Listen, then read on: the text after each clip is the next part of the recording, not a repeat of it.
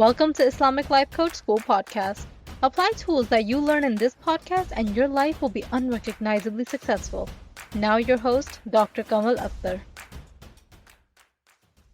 Hello, my friends. This is that great time of the day where I get to record this podcast and talk to you guys. It's always so exciting for me. I hope you get as much benefit out of it as I do recording it. Today I titled the podcast, Never Again Say You're Busy. And I can make this claim for you that you will never again say that you're busy through the power of planning. You can tell when people are running haphazardly that they have not taken time to plan. It's very obvious from their actions. Power of planning is so that you take control of your life, so that you can say that you are happening to your life rather than the life is happening to you. You can have macro level plans, micro level plans, global plans, big, medium, small plans, and within one plan you'll have to take many decisions to reach that goal. All of that is possible only through the power of planning. A bird's eye view of your goals reveals a very complicated picture. It's overwhelming. But when you zoom in into one goal and into one task of achieving that goal and planning for that one task using your prefrontal cortex, everything else falls into place. So don't be overwhelmed with the amount of goals you still have to achieve.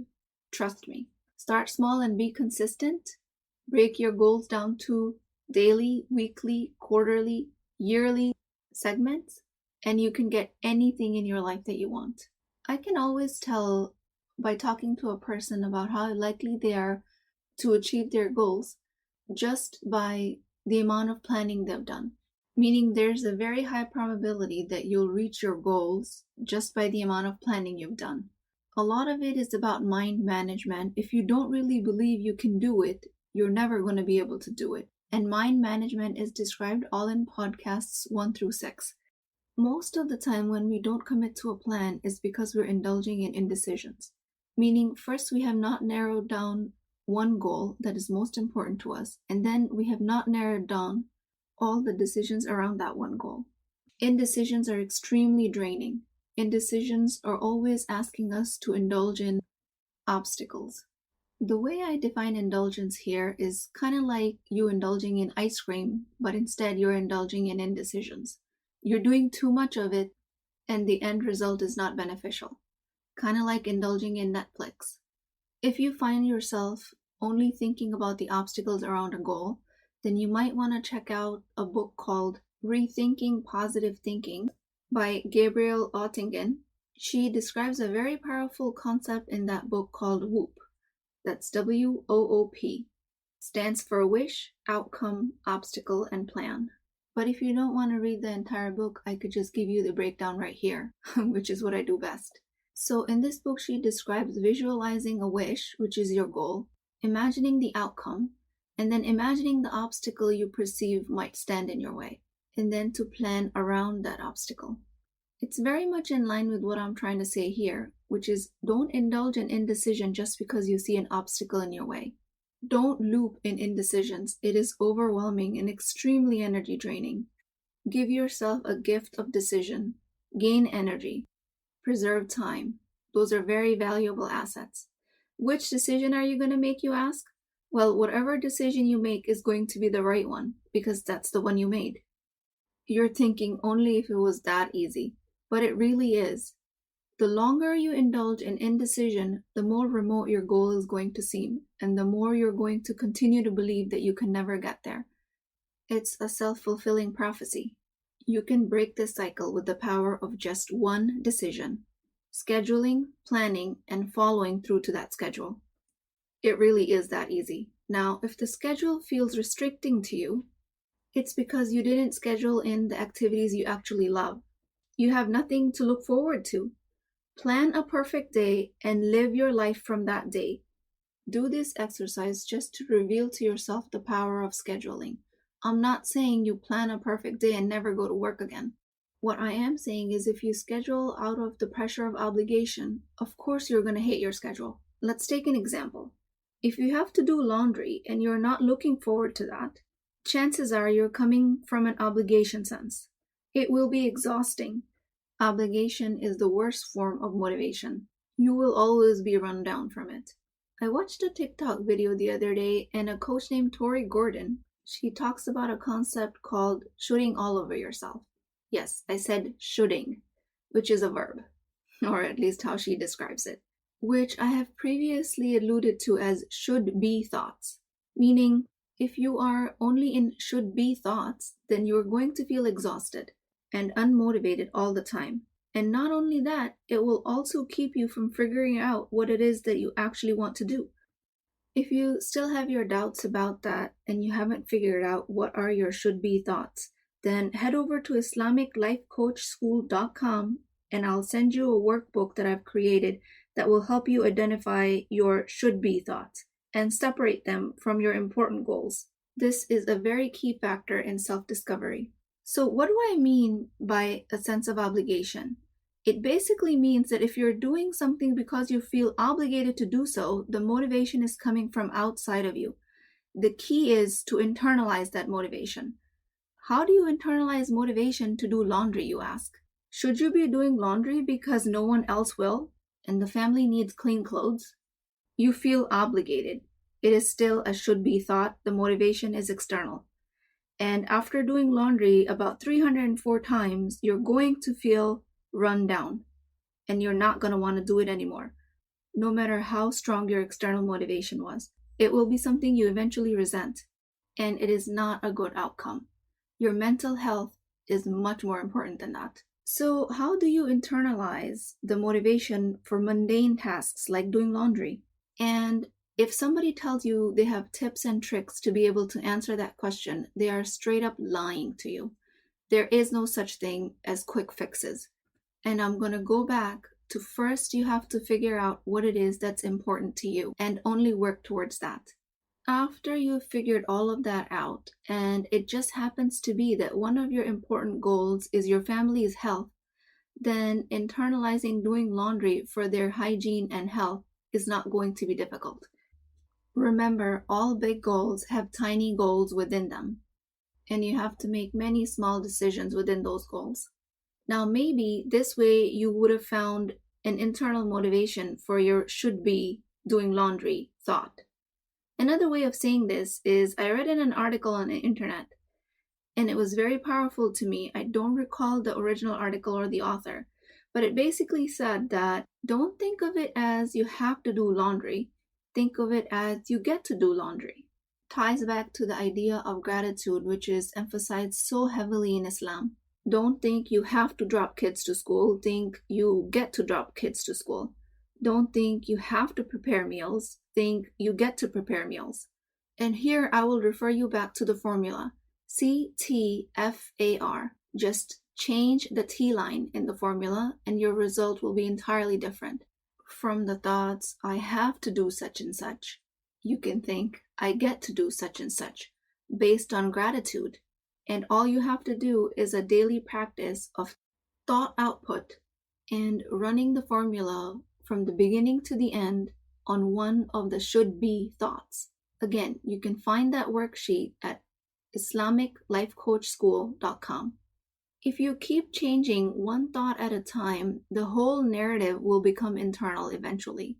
If it doesn't happen right away, don't fight the process. It will take some time. But if you're persistent with it, it will happen. If applying the formula on a daily basis and changing your narrative one thought at a time does not work over time, then chances are you have not taken your time to identify your important goals. And again, go back to the workbook to identify those first. Now, if all of this fails, and I mean nothing works, and you hate laundry or any other similar mundane chore from the core of your being, then what I have to offer you is just don't do it. Yeah, don't do laundry. You will find that the world will still be spinning. I know, it's hard to believe, but life will find a way to move on. Let me give you an example from my own life. There was a point where I was working full-time, and during my second pregnancy, right out of residency, I had a lot of challenges with nausea and back pain. And after I had the baby, for the longest time, I could not find any energy to do much around the house. I went back to work 3 weeks after giving birth, and that was my personal choice. So with a newborn and again with a full-time job, I just could not find it in myself to prepare the meals for the family. I did not visit the kitchen for a considerable period of time. You can call it even months. I was drowning in my own guilt. I should be making meals. I should be cooking more healthy. I should be giving them lunches. I was completely exhausted from the indecisions, and even if I did cook, I was extremely resentful. During this time when I was fighting these battles in my brain, I got a note from my then 6-year-old son. He brought a paper from school where his teacher asked him to write something about their personal hero, and he wrote, "My personal hero is my mommy because she cooks me very good food." And in that note, he had thanked me for cooking him meals every day. And I was just floored. I was so surprised at this note, I thought this was some kind of a joke. But he actually truly meant it. During this time, when I haven't even touched the kitchen, he was actually getting fed. We were either ordering in or my very generous mother-in-law was helping out. And we were making ends meet, just not to my standard. And I was making it mean so much in my head, thinking about how I was failing my family and guilty about what I should be doing. And here was my 6-year-old son, in all of his innocence, genuinely thanking me for giving him meals. His experience and my experience were completely opposite. And at that point, I learned there is no point in indulging in shame for something that you cannot accommodate right now, that the society otherwise expects you to do. As soon as a thought comes in your head that you should be doing this, you have to recognize that that is a poisonous thought that will eat your happiness away. And you should get to work by applying the formula on it right away. So don't do laundry if you don't want to. If you really, really don't want to. Trust me, life will still move on. Everything will still continue to happen. Just don't do it out of sense of obligation and external motivation, because it will not serve you in the end. At this point, I kind of wanted to summarize my 4 podcast series on time management. Let's talk about all these concepts that we've learned and apply it to the concept of busyness and time management. In podcast 7, we identified the formula and learned how we can use it to manage our minds using higher brain and lower brain thoughts. In podcast 8, we talked about how to set personal goals around your priorities that are important to you and how to differentiate them from should be or urgent priorities. And then eventually we talked about how to schedule them in and how to honor that schedule and commitment to yourself. And in this podcast so far, I have described to you how to switch an external motivation or an obligation to an internal one. And if you still don't want to do it, then have the courage to drop it altogether, because paying a price with your own happiness and mental health is too expensive for any chore, no matter how important you think it is. And I applied it to an example of laundry, but you can apply it to any activity that you're doing out of the sense of obligation. So the big question is, why did we do all of this? Like, why did I record all of these 4 podcasts, give you worksheets, give you all these lessons, and requested you that you be thinking about all of this stuff seriously? Well, it's because I want to tell you that being busy is an option. When you say you're busy, or you say you don't have time, that's because you've made certain choices in your life to be that way. Busyness is purely a mental construct. Busyness is lack of planning. Busyness is laziness from planning. If you have scheduled in your goals that make you happy and bring you fulfillment, and you are monotasking at any given time, then how can you be busy? And as a reminder, I've talked about this before, but human beings are wired to do only one thing at a time. So when you're actually multitasking, you're shifting your attention quickly from one task to another. You're not performing 2 tasks at the same time. Thinking about 2 tasks at the same time creates busyness in our minds. And we go around saying, oh my God, we're so busy, we don't know where the time is going. With this thought process, you can literally create time out of thin air. So busyness being a state of mind, plan your goals in your calendar and drop the drama. It is that easy. Just drop it. I really hope all these concepts helped you, but if you're still finding it difficult to learn or apply these concepts, then contact me at islamiclifecoachschool.com. My email and my availability for appointments is all on there. Your first 30-minute session with me is free. The daily worksheet and the priorities workbook is also free. Send us your email and we'll send you these resources for free.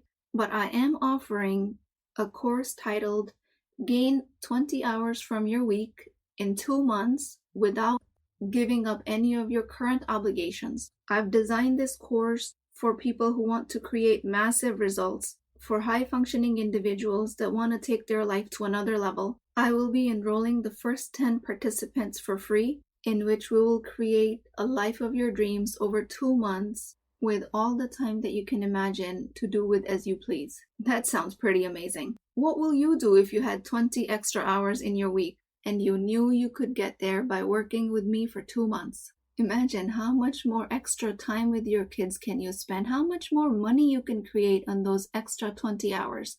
And imagine if you really wanted, how many more loads of laundry can you actually do in all of that extra time? Okay, enough about laundry. I just hope that you can find a way to internalize your motivations and lead a fulfilling life, a happy life. I personally take a lot of pride in creating massive results, making huge contributions in the world, and creating value well beyond my family and myself. I operate from abundance mentality. Just imagine what you can do with extra 20 hours in your week. And all of this free material and my insights are for the wonderful, very hardworking super moms out there.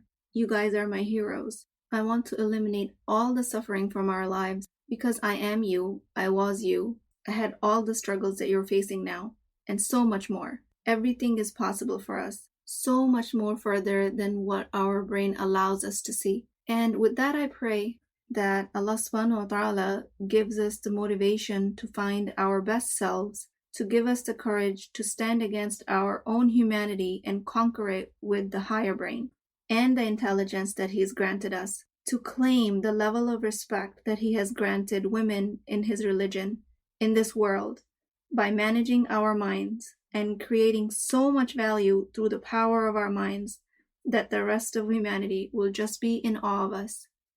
And with that, guys, I will leave you to ponder and think. As always, make dua for me and all of the womanhood. Until next time. If you're interested in getting coached by me, I'm offering a very affordable opportunity to do that with Wisdom Wednesdays. This is not a course, not a lecture. This is an opportunity for live coaching, real change with Islamic adab and etiquette. You do not need more information. You actually need a space to create change. At $19.99 a month, which is the price of takeout dinner, you as a Muslim woman will create confidence, intimacy, and connection without shame or fear of judgment, because your privacy is my highest priority. So join at www.islamiclifecoachschool.com, resources, Wisdom Wednesdays. I'll see you inside, inshallah.